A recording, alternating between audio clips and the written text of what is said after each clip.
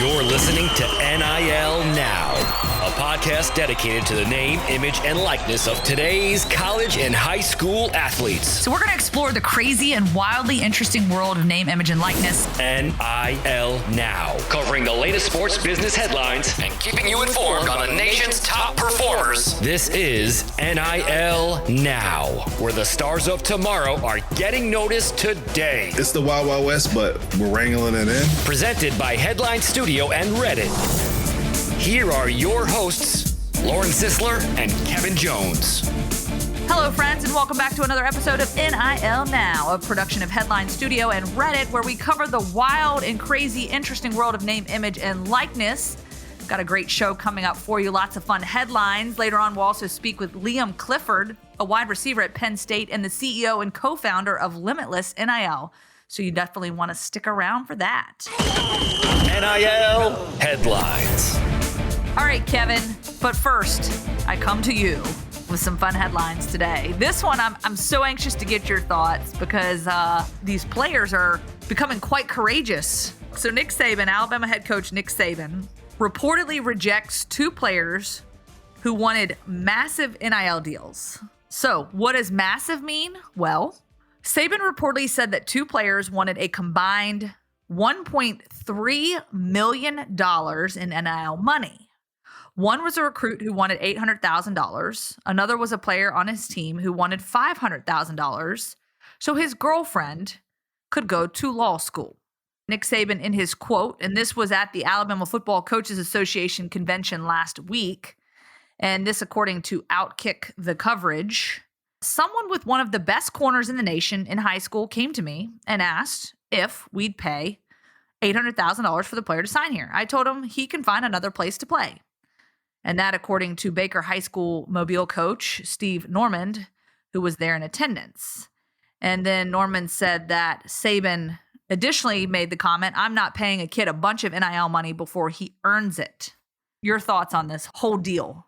My thoughts is you need people like Saban in the game, and then you also got Deion Sanders, that whole thing. And you need them speaking up about some of this because guys coming out of high school, like I said, I think that you should have a worth. But when you have the middleman, again, we talked about this in the Rashada incident out at Florida with all that money. Someone's driving these prices up, and they're just coming up with a number.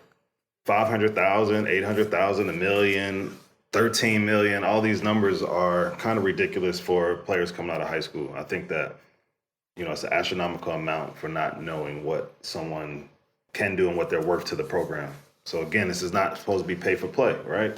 I think there are some metrics though that you can look at, like social media followers, personality, star ratings, all these different things that garner attention, that these businesses and that the money can go to and be actual benefit. So I think it's astronomical. I think Saban is right.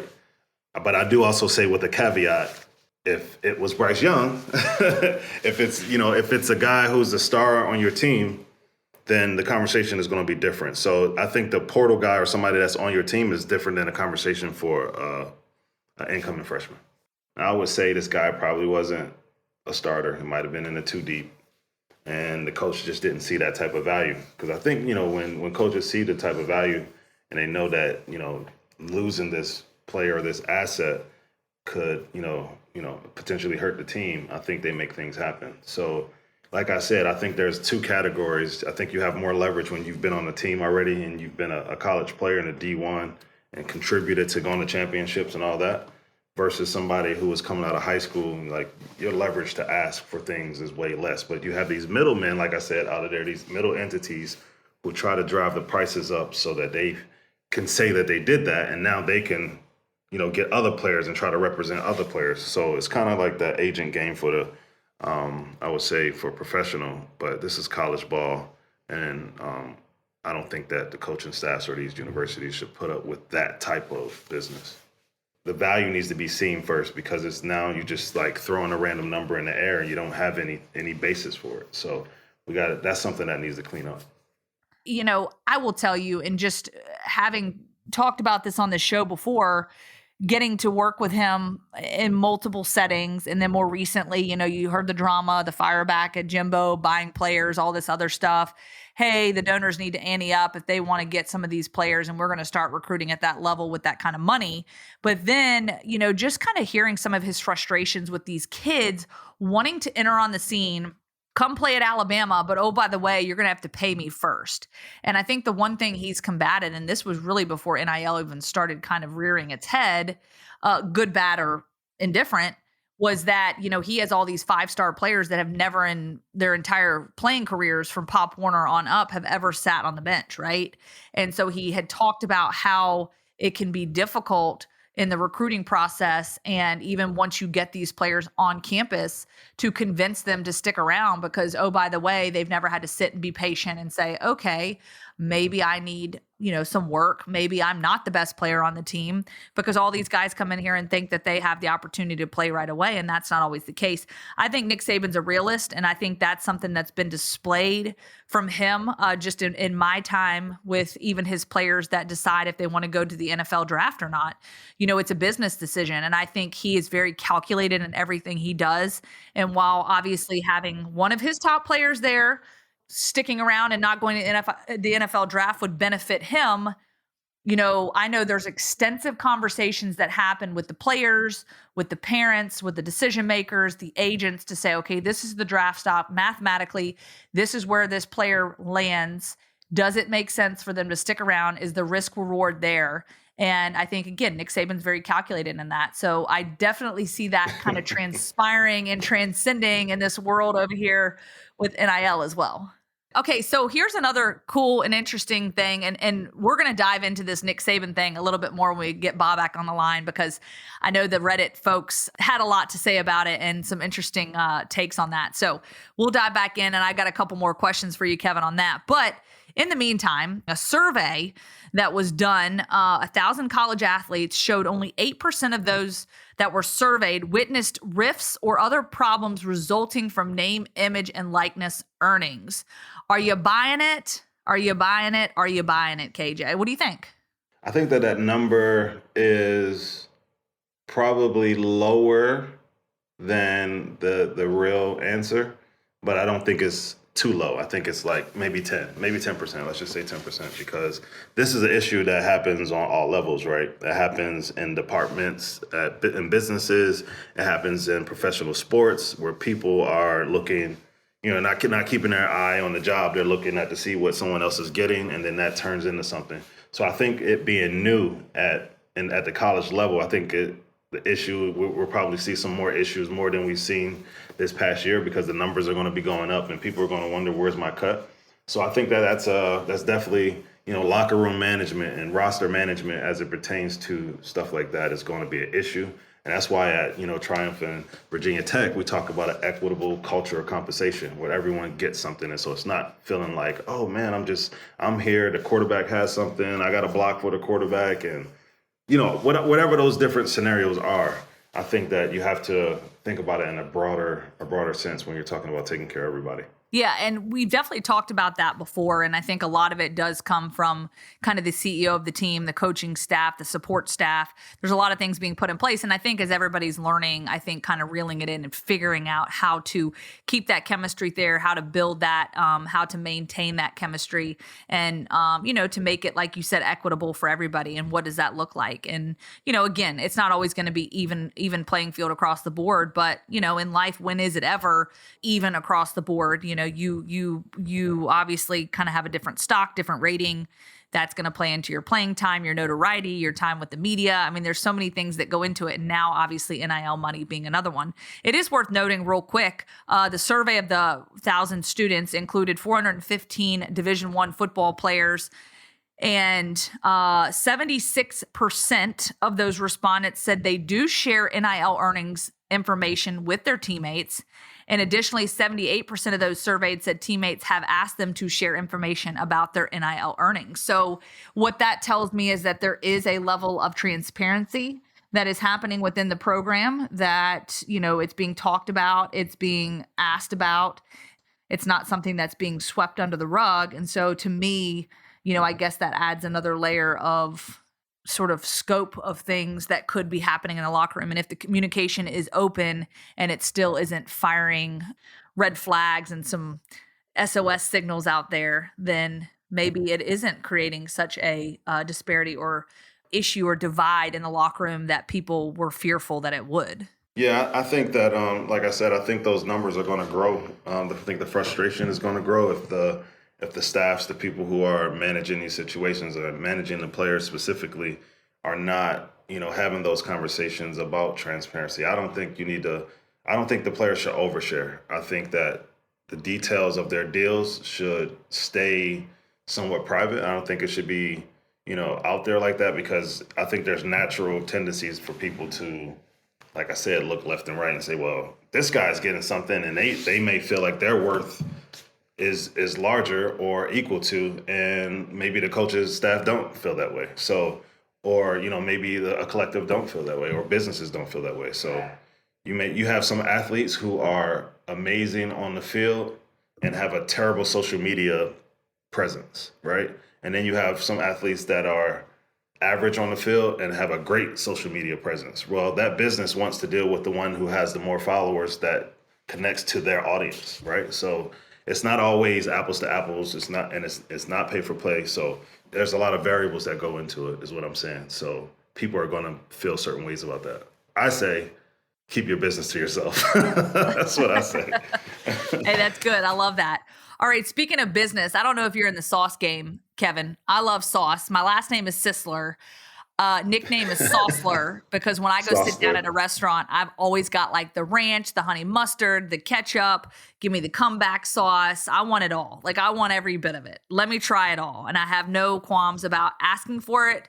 And I always get the eye roll from my husband and those sitting at the table. Like, could you ask for anything else? Can you make this lady or this poor lady or this young man's life any harder by your request? But anywho, I love this because this story speaks to the Saucler inside of me. Buffalo Wild Wings and Sauce Gardner sign the All-Sauce team.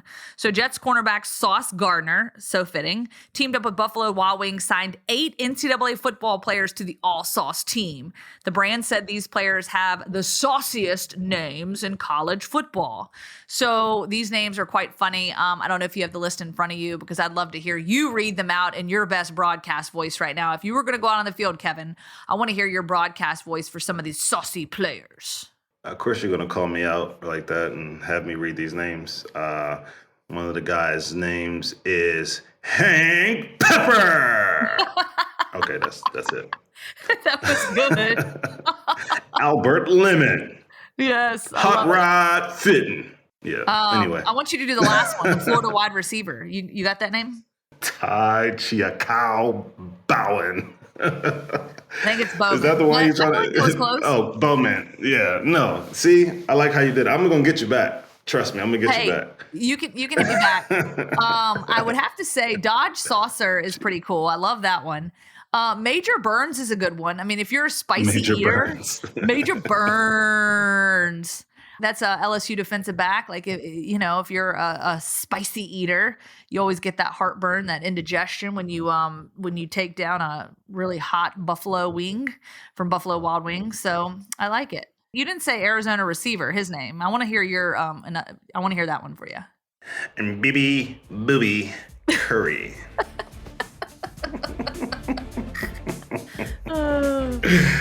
Booby Curry. Hey, I love it. NIL headlines.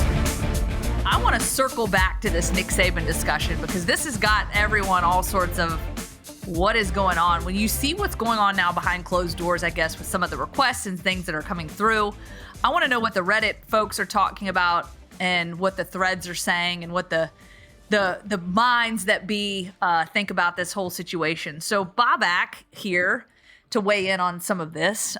What are you seeing and hearing from a lot of the Reddit folks about how this has been handled and how Nick Saban rejected these 2 players that were out seeking this type of NIL money?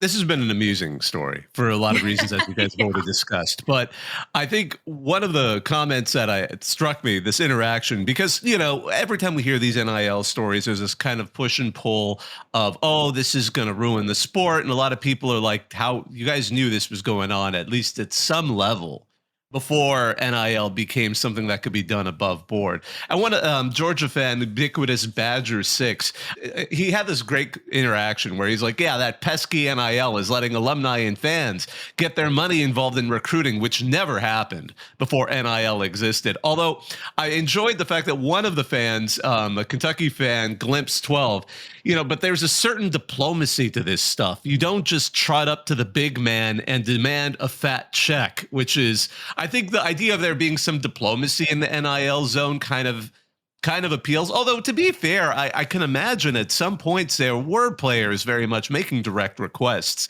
if not directly requesting a Trans Am in the Pony Express days, at least indicating that would be something they would enjoy. But certainly the diplomacy of approaching Nick Saban directly and allegedly making such a demand certainly caught everyone's attention.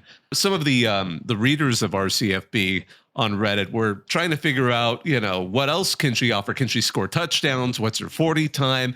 My favorite comparison was Ferrick51 said, why, yes, I mean, pretending to be the player, why, yes, I'm dating Kathy Ireland, which for those of us of a certain vintage or movie fans, that's a necessary reference to the fact that she was the kicker on that team. So the Texas State Armadillos, before we actually had a Texas State football team, when I believe it was like Southwest Texas State decided to rename and rebrand as Texas State University. Yeah, I like how LG Walkway here says, imagine thinking that Saban needs you this much.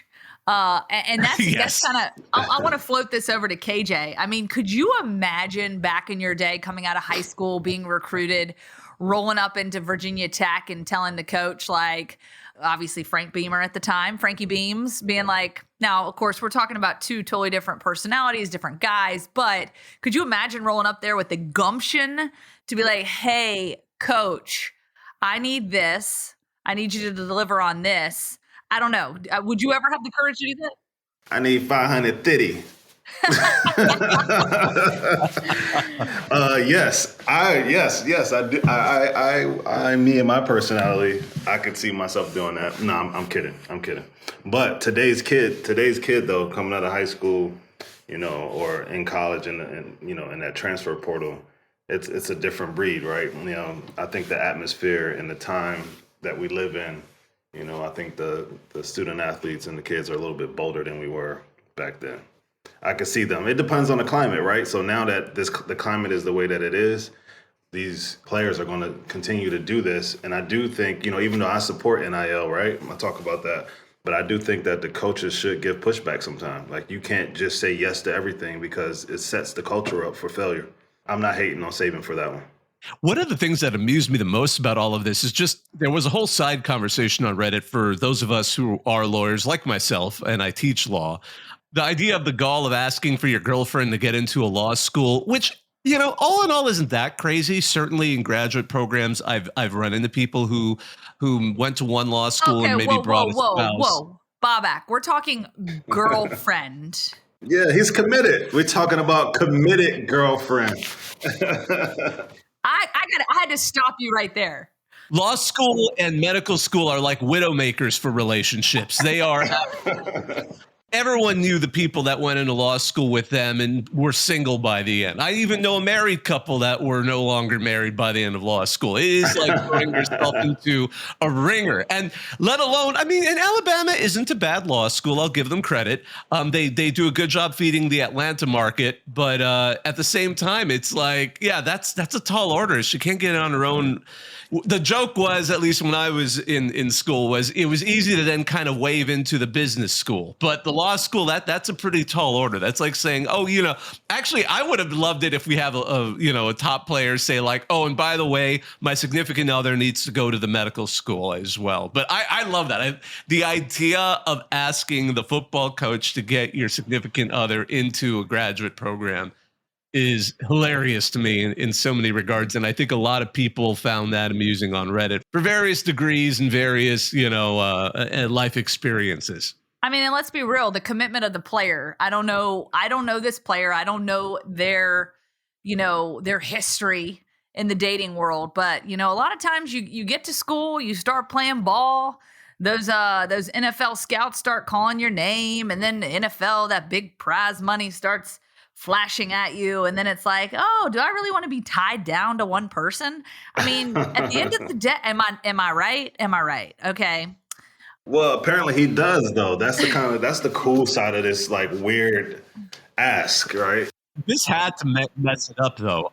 I mean, come on. Like, oh, Nick Saban just reneged on my offer because I asked to try and get you into law school. Thanks, honey.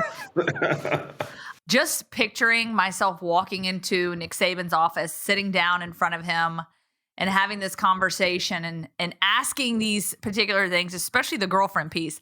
I'm literally getting all clammed up just thinking about it right now. Ugh.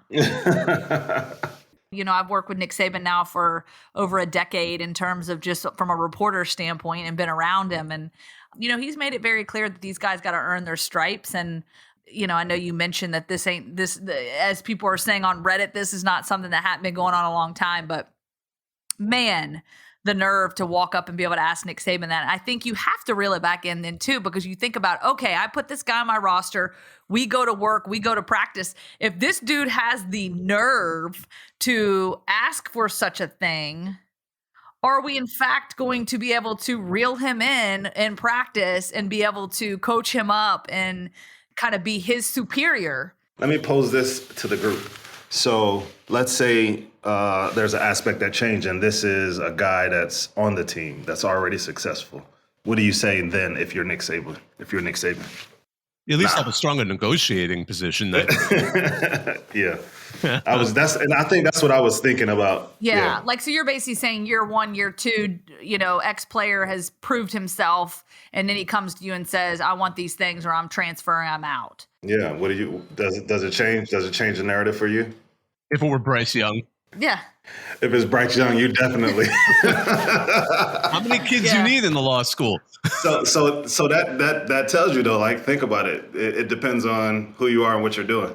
It's not like, it doesn't sound as crazy coming from somebody already proven that's on the team, but I will agree. So I'm going to recant what I said. You coming out of high school, you got to prove yourself. These asks are ridiculous. One incident I kind of thought of, and it's happened at a few programs. I remember back in like 2008, USC somehow got DeMar DeRozan to be on the team, and everyone knew he was going to be a hit. But the deal was they had to bring Lil Romeo, Percy Miller, with him. Yeah, that's true. That's true. Yeah, so I'm like, what? It's not unheard of, but at least Percy Miller could at least allegedly play. At least he was like a 2-star or something at Beverly Hills High School. And I'm not even joking about that. But, so that's happened before. But, he wasn't asking to get Percy into the law school. Oh,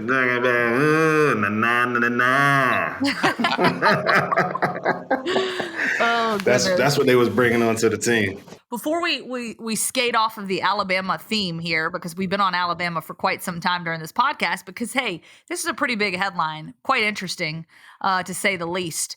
All right, so how about this contract? Learfield, 15-year contract, is getting an extension. Jeez. They're going to construct an NIL hub inside Bryant-Denny Stadium. Explain this, Bobak, and tell me what in the world the folks on the thread are saying, because I've seen some pretty funny comments. The whole situation, it's like we're going to create some kind of center for collaboration. And my favorite comment is a top comment by Michigan Man 1225. This NIL Advantage Center is a really weird way to spell ATM. Because that's good. I kept looking at the words. I was like, that's not the acronym, but okay, I get it. And frankly, I really enjoyed. Another Michigan fan, Suri, said, I, for one, blame David Pollock for this particular, because everyone remembers that moment during the national championship game where Pollock was just talking about how awesome Georgia is in front of Nick Saban, who's just sitting there. And when he's talking about this dynasty that's being built, and Nick Saban's been the one that's had the dynasty for, however many years, and he gives him this look. Now, I guess in some ways it's like, all right, how are we going to level up now? The weird piece about this is that, Learfield, like, I haven't heard much about the collective in this deal. Have you guys heard anything about a collective in this deal? Because if it's just Learfield and the school, it's kind of like, wait, how are you making this happen? That's one of the things I was wondering about. So alignment with Learfield, I know they have a long-standing relationship there, but now we're talking about NIL happening within the school in a way. Like, well, I guess so. Kind of how they're pitching it, and this is sort of the press release I'm reading on rolltide.com. You know, they're the industry leader in cutting edge fan engagement and brain connectivity. The thought here is that they provide those innovative solutions to delivering the best student athlete and fan experiences possible. So I guess maybe they're the connector piece to these collectives to basically help with the branding. They're going to help educate, and provide the tools, whatever that means. But, they have a render of I'm sure this Slate Shepherd can do competent designs, but they have one of the most hideous conference room renders I've literally ever seen, and I would never hire them to design any. It looks like you're in a Coke bottle or something. It's hard to even tell what this. It's awful. But and speaking of which, some of the fans on RCFB, a Tennessee fan, I love this, Mr. Whipple. I don't know what's more unnerving, the fact that Alabama's touting this ridiculously expensive NIL hub, or the awareness that Tennessee is definitely going to be doing the same. Yeah, the realization that anything Alabama does, they're going to try and do as well. We following the leader, the leader, the leader. Except for Georgia's the leader right now, so. True. Pollock, of course, making that very clear, right? Exactly. During the Saban's national face was hilarious. I know he wanted to just reach out and touch. Yeah, I know, right? It was like, what do I do with my hands? I want to do something with my hands. What am I going to do here? Before we wrap up and let you go, Bobak, and this is kind of cool because this ties into a former guest we had on the show, Joe Spivak, with the WWE. They're signing several athletes, adding them to sort of the, I guess, WWE roster. Their kind of development league, yeah. Yeah, like kind of their development league. So it's being reported that 5 Power 5 players have inked deals with them, as well as a Penn State lineman and All-American wrestler, which, of course, the wrestler part definitely makes sense. But, after talking to Joe Spivak, I think that there's such a correlation between the personalities. We even saw it as we're recording this weekend with the championship games, the personalities you see rolling off the field during these football games, and the performance that they're putting on, and just the personalities that come out of this, because these dudes go out here and play football, but you don't necessarily get to see or hear much of them outside of what's happening underneath the helmet, right? And so this kind of gives them an opportunity to sort of exert their inner, like, He-Man, I want to go out there and like mess some people up and have some fun while doing it, and actually put it on display for fans to cheer them on in the process, I guess. Yeah, definitely. There's obviously on RCFB, there's a lot of talk about famous football players who've become, famous wrestlers who were formerly football players, but that's been a pipeline for decades upon decades. The most popular one is probably The Rock or Roman Reigns. I know who's a leader now, or Goldberg, who played for Georgia, since we've been talking about Georgia so much. But, and obviously The Rock, Dwayne Johnson, played for Miami, but his dad was a wrestler. Some people miss that. So he grew up around wrestling. So for him, that was a very natural fit when, football didn't quite pan out for him. But there's been such a long history. If you look at a Division II program, West Texas A&M, they had like an insane number of wrestlers in the 70s and 80s who came out of there, like all the superstars of the 80s. It's like, if you look them up, half of them either were wrestlers in Texas, or football players in Texas, or football players in Minnesota, who all just sort of got together and kind of learned from each other. So this is a classic fit, especially when you're talking football, because the build of the guys, the athleticism, and if they've got that personality, of course. I'm impressed by the WWE only because they've tried to keep relevant, even though ratings have been plummeting in the last decade, them and AEW. WWE is a public company now. But at the same time, they've lost 50% of their viewers year over year. So I hope they're able to get more out of this. I hope they can get more eyeballs. It's been a bit of a struggle because it's not quite treated like can't miss TV, like live football or live baseball, live basketball. It's not quite the same. But I think it's exciting, and it's good to see a lot of players, and I know a lot of these people on Reddit really want to see these folks kind of have that second career, especially if they're not going into the league. It's a great opportunity to kind of develop in, I guess, NXT and some of those sort of basically the WWE's minor league. I mean, one of the things that I've known from like going over this, article that I thought was pretty cool is that, they're spreading the love out through sports. So you got soccer, tennis, track and field, football, wrestling, basketball, baseball. It's kind of cool to see it be spread out, among sports, but then also gender as well. And then even universities. So it seems like there's a diversity play here. You got South Alabama, Mary Washington, LSU, Cincinnati, Kentucky, Penn State, just to name a few. So it's kind of cool to see them really, spread their wings out like that. I think this is a dope initiative. It would be fun if this NIL encouraged some of these players to get the attention of the WWE by, I don't know, cutting, interviews or spots to kind of play up, the attitude era of college football. I know that was one of the suggestions from RCFB. I thought was real amusing there. I think that was Chris NCSU, North Carolina State fan, thought this should be the attitude era of CFB. Love it. Yeah, I think the attitude definitely plays into this. Bobak, we got attitude on the show, don't we? Of course, bringing the attitude. What's up? Sis, you would be really good. You would be good at it. You would be really good at WWE. I mean, maybe I could ink a deal. Is it too late? I mean, I got some of the gymnastics moves still in me too. I mean, I got some acrobatics along with obviously the ability to be vocal, call people out when they need to be called out. It's what it is, right? Oh yeah.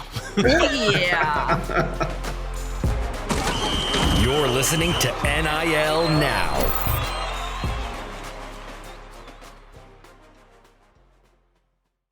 All right, guys, I'm so excited about this next segment. Really excited because we have an awesome guest on today, Liam Clifford, wide receiver at Penn State. He's a sophomore, though, going into third season right at Penn State. Super excited to have you. Liam, what's going on, buddy? Not much. Appreciate you guys having me on. I'm excited. Absolutely. So Liam Clifford is the CEO and co-founder of Limitless NIL, in addition to playing ball and balling out at Penn State. He founded the athlete agency alongside his brother, Sean. Limitless NIL represents 25 athletes at 12 different schools. They've signed top deals up to $10,000 with more than 30 companies, such as Raising Cane's. Love Raising Cane's. Good stuff. Bows and Tops all in the mix there. And so I guess first and foremost, Liam, what led you to finding this agency? Kind of how did this idea develop behind this NIL and capitalizing on this opportunity? Yeah. So again, appreciate you having me on. I'll take that question back all the way to back to 2019, actually. Speaking on behalf of my brother now. So my brother was in a marketing class, met this kid named Trevor Robinson, who is now currently our CMO. So they were going through the class together and they got assigned a project to basically build a brand of another company. So they kind of flipped it on their head. Sean, it was his first year starting. So they asked the teacher if instead of doing a random company, if they could do Sean's own brand. So they decided that the teacher gave them the okay to do that. They started building up his own brand because at the time NIL had been just talks. There had been talks of it that it was going to be coming out, but it hadn't obviously dropped yet. So they did that. They got an A on the project. It went really well. And then obviously Sean and Trevor became really good friends. So then throughout that, fast forward a little bit, I got to Penn State. I was just a freshman, so I was trying to kind of just figure my way around the campus, get the lay of the land, get to know how to get to my classes. And then as soon as that was all going on, NIL dropped. I think it was July 1st of 2021, if I remember correctly. Sean right away took it. He hit up Trevor. And he said, hey, I don't know what this is going to look like at all, but I'd love for you to just help manage me, kind of like how we did back in that class where you helped me build my brand. I'd love for you to help manage me. So they took the whole first year and did extremely well. Like I said, me personally, I was just kind of trying to build my name up in the facility, get to know my teammates and everything as I was a freshman, but did a little bit here and there, obviously watched what Sean was doing, helped him along the way as well. But he was really successful, and he ended up making around just over six figures in NIL in his first year. But there was a lot of ups and downs with that. So obviously being able to monetize was a positive. But with that he worked with different agencies and saw negatives and positives from just the way people treated him and different deals he got into and kind of all the different deliverables that went into stuff and all sorts of different things. So after that first year, Sean and I got talking. We wanted to do something bigger with NIL. We wanted to create a name for ourselves that went beyond just football. We've always had a passion for entrepreneurship. So we've done little projects here and there, tried things, failed at it, and learned a lot. But this was one that we kind of wanted to take more serious. So we decided we wanted to start representing athletes. And we started with just a few at Penn State. Jair Brown is one of them, who is a great client of ours. And still do things with him today, even though he's training for the NFL. And kind of started to build it up from there. Throughout that, it started to grow more and more. And then obviously once the summer hit, we had some more time to really build out the company. And that's kind of when we started to really make some strides and see some gains and got a lot of positive feedback from the athletes. Now, currently where we stand going in the new year now, we have over 40 clients. We represent not only athletes, but we represent influencers as well. So it goes beyond just sports, but obviously our motto is still always going to be for the players, by the players. And that's kind of what we pride ourselves on. So that's currently where we are. A lot of exciting things rolling, a lot of exciting news coming in 2023 that I can't totally speak on yet, but yeah, that's kind of the history of it and why we started it. That's a great story. I mean, you and your brother, how do you find time to focus on this while being a student, obviously an athlete, and then still trying to represent other players? Like on your team, is it awkward? Like, are people wondering, like, where's my deal going to come from? Because I know all this stuff happens in NIL space. So just wondering, like, some insight on that. Yeah, no, I mean, from a time management perspective, this has helped me a tremendous amount. Just from every day, I obviously have my whole day scheduled out. I couldn't imagine doing it any other way now. I remember back in high school, I thought I would never have to use a schedule, but now it's obviously a must, as we all know. Just making sure I stay up to date on that stuff, using Google Calendar, using Calendly, things like that, which has helped me a ton. And then obviously making sure that kind of how my days go in the mornings, I'll have classes and I'll work here and there. And then we'll have obviously our workouts that we have currently. So then when I get into the facility, it's all football. I put everything aside, which is honestly nice. It's kind of a refresher. My brain's already rolling, so I've already been working that morning. So there's no, don't need to ramp up for the workout or anything. Just get right into it. And then obviously get all my work done, do the extra work football wise. And then later at night, hit on any other extra meetings I got or anything like that. So, I mean, my days are very full. The way that I kind of do it now is I really don't play video games. I really don't watch shows. It's really just work, football, and kind of self-educating. So anything at night, instead of watching YouTube videos or Netflix, I like to self-educate and read and do things like that. So it's become a passion of mine. I love it. People might look at me like I'm crazy, but my brother and I are kind of always been in it together because we're the same person. So we're always on the phone talking about different things and stuff like that. And then to hit on your question of if it's awkward in the locker room or anything like that, it's absolutely not. We represent a lot of guys on the team, some of which we don't, some of which other people went to other agencies, and that's totally fine. There's obviously no hard feelings. We just want to help as much as we can, bring value to the athletes, not only just money, but financial advice and stuff we've learned along the way. So it's been cool to kind of get closer with guys on the team and grow in connections really through just sharing ideas and working together in different ways other than football, which has been really fun. That's really cool. I couldn't imagine, first of all, NIL wasn't around when I was playing, but I couldn't imagine at that time when I was, 18, 19 years old, trying to figure out, how to be the best on the field, be good in the classroom, but then also like figure out NIL. But I bet I would have figured it out. You got to figure it out, right? So what's your goals moving forward? Like with entrepreneurship, is this to turn your business into a very successful company and continue to represent athletes in the future, or just what's your goals moving forward with Limitless? Yeah, with Limitless, obviously. So like I said, we actually have a lot of exciting news coming out really in the next month, this February. A lot of stuff will be rolling out. A lot of it I can't speak on yet. So that'll probably answer some questions there. But just goals-wise, just continuing to grow it, continuing to help the athletes, continue to stick into our motto, for the player, by the player. And then just continuing to build, for me personally, my own personal brand. Like I said, I've fallen in love with entrepreneurship. It's right up there with my passion for football now. Just continuing to grow as a person, continuing to learn more, and then just continuing to help athletes throughout the whole process, because that's really what I've fallen in love with doing. Seeing smiles on people's faces when we bring them deals and create cool content for them, whatever it may be, always puts a smile on my face as well. So, yeah. That's awesome. And speaking of smiles, I got to see KJ doing his thing. I was back at Virginia Tech getting to watch him do some work and work on with these players and whatnot. And it is really cool just to see the opportunity to give back. And what has been your favorite deal so far that you've signed or helped other players sign? What's been like a fun one that kind of sticks out in your mind? Yeah, I'll say two. The one that I probably thought was one of the coolest that we did that turned out really well from a content perspective was the Raising Cane's one we did. It was centered around State College, and we had a bunch of different athletes from different sports, different genders, kind of come together and do a cool little, like, they just had opened Raising Cane's downtown State College. So we did it like where they called each other and they were like, did you hear it? Raising Cane's just opened. They all rushed to the store. And then we all got all the content of them eating and everything and all the reactions. So it was pretty cool. I had a Raising Cane's back home in Cincinnati, so I'd had it before, but I know some of them had never eaten it. So I was kind of excited to see their reaction as well, which was super fun. But that, and then to be honest, my favorite stuff to do is really the in-person stuff. So like the events. We just had an event, so I don't know how much you guys know about Thon, but it's a huge fundraiser here for pediatric cancer.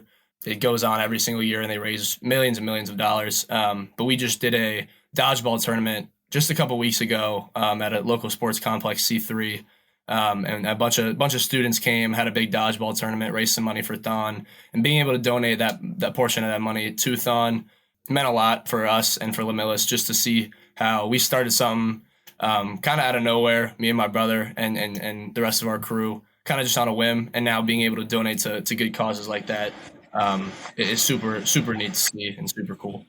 That's awesome. Hey, all right. So now let's get a little bit into the nitty gritty. Oh, look what you did Another there. dad joke. Walk us through how you guys fill your pipeline with businesses or offers. Like, what does that look like? And then the other thing is this totally separate, like just the business aspect, or are you also getting sponsorships from donors? Yeah, no. So the kind of the pipeline, obviously Penn State has an unbelievable alumni base that's all over the world. It's international. So getting in touch with a lot of them, being able to reach out to people that now own businesses that would be interested in doing influencer marketing, obviously, especially with Penn State athletes, but then not only that, expanding to other schools. We represent people from all over the country now. And really just kind of, like I said, continuing to grind and grow at it. Even from the beginning, just going around State College, popping into local shops and kind of explaining our story and telling people how we started an agency and then growing relationship with those companies. That was stuff we did early on, and that's even stuff that sometimes we do now. For the more national brands, just sometimes even just going on to LinkedIn and firing off some messages or DMing people and seeing if they're interested in getting on calls and just growing relationships. And we've seen relationships grow with many different brands. And brands that we've talked to from the beginning that we still talk to now. So kind of just grinding away at it, just like everything else. And then obviously playing football and having that platform that Penn State gives us obviously helped with both me and myself and my brother. But like I said, the alumni is awesome here. The collectives do a good job, and we work with them on things. And then overall, that's just kind of how we did it, was just grinding away at it, taking it day by day. So it is a mix of businesses and like the alumni, the donors of the university. Yeah, I was just wondering because our listeners are wondering how a lot of people want to know. Okay, so when you have a collective, who's like are the people working there getting paid? Where's the money going to? If there is like sponsorship or donorship money going into the collective, so that's one of those questions, like kind of behind the scenes, that I know a lot of people want to know. Yeah, I mean, I can't speak too much on the collectives as we're completely separate from the collectives. We'll work with the collectives. Obviously, we own a studio downtown State College as well. We bought that a few months ago now. So say that the collective has a deal that they kind of want to have us contribute to, just from a content creation standpoint, we can bring the athletes in, for State College specifically, bring the athletes into our studio and facilitate filming and photos, whatever it may be. So working with them on that type of stuff, but the back end things, I don't know too much specifics, as we're different than the collectives. Okay, so you guys are just strictly a agency. Yeah, we like to think of ourselves now as just like an all-encompassing creative agency, because not only do we represent athletes, we represent influencers as well. But yeah, we're a marketing agency as compared to just a collective. That's really good stuff, Liam. Just kind of wrapping things up, really good answers, really good questions, and just some insight into sort of what you guys are doing. Why do you think that having that influence of a student athlete, somebody like yourself, with an agency backing that has really helped give an advantage. And again, I know you said that other guys have gone with other agencies, but where do you think the advantage is having the athlete themselves in the midst of this? Much like Kevin, him being with Triumph there at Virginia Tech, having an athlete mindset to help build these relationships. How do you think that has really played a factor in being able to secure some of these deals because of your athletic background? Yeah, no. My brother and I always like to say that really there's no NIL experts because it's so new. But if there was, we'd be the closest thing to it, just because we're the closest with the people in the locker room, obviously, because we're in the locker room every single day. We work with the coaches every single day, so we get to know them, obviously. We work with the schools, we work with faculty and staff. And then now we work with the brands. So we get to see it all. Again, we've learned a ton throughout the whole process. There's been ups and there's been downs, but we feel extremely knowledgeable on NIL now. We feel like we could help anybody. And like we said, we always just stick to that motto, is for the player, by the player. So awesome. Good stuff, Liam. Well, we appreciate it. And of course, best to you, best of luck to you, to your brother, to your your just entire enterprise. I think this is really exciting just to see it grow. And, maybe down the road, once some of these other projects and announcements come out, we can have you back on to give some updates for us, and we'll be on the lookout. So again, thanks for your time today. Again, you can catch Liam on social media, on Twitter. That's Limitless NIL.